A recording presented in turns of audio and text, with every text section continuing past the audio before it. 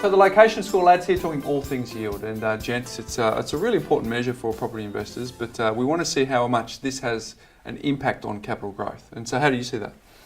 Well, I see yield as a high yield market as being potentially a precursor to capital growth. Similar to vacancy rates, it's a case of tenants are more agile than owner-occupiers because a lease is easier to get than a mortgage. So you can find that a particular location goes through some kind of change, and the first people to capitalise on it are the tenants. And that places pressure on vacancy rates and on rents, and so the yields start to go up. Eventually the owner-occupiers get their gear together and or a mortgage together, and they buy into the location, and then that places pressure on prices to go up. And of course investors are attracted to the yield, so they jump in as well, and yield can be a great indicator of future capital growth. So that's true. I mean, what we're basically saying is there's investors out there who just focus solely on the yield.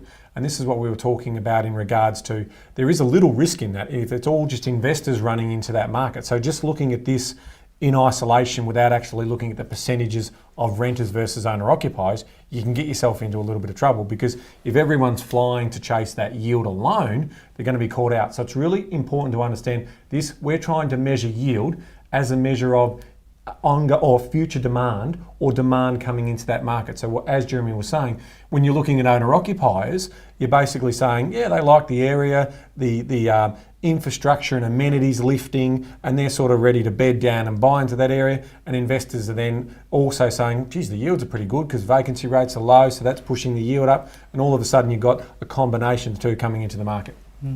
Yeah, and ultimately you want to, like you said, Ben, because sometimes if you use an example of the mining town, the yields are really, really high early on, but they're not sustainable. So you want to have that sustainability of the yield, not just a short-term burst as well, for you to get some confidence in the ongoing performance of the asset.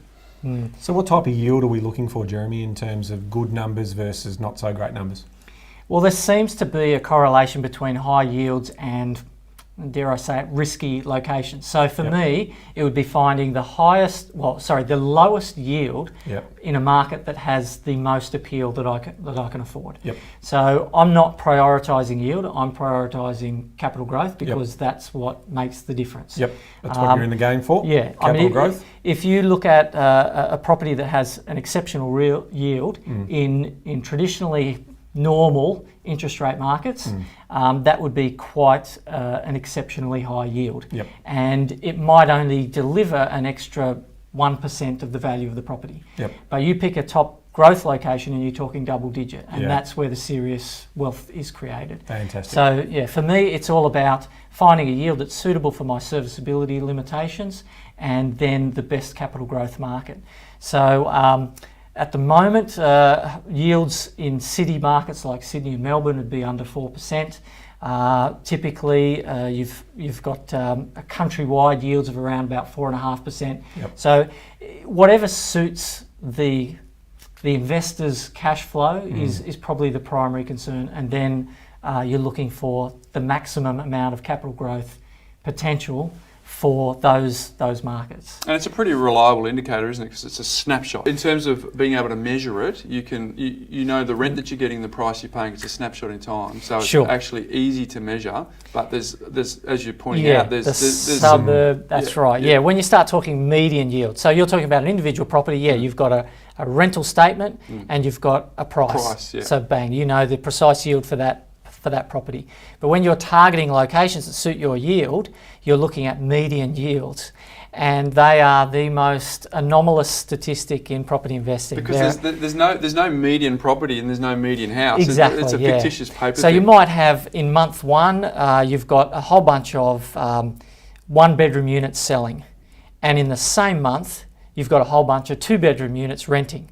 So you might have $500 a week rent and a $300,000 property, yippee-yay, it's a fantastic yield. But they're two completely different properties. You can't get that sort of rent for that property, and you can't get that sort of price for the rental property. Mate, you're actually saying there's some science behind this? Surely not.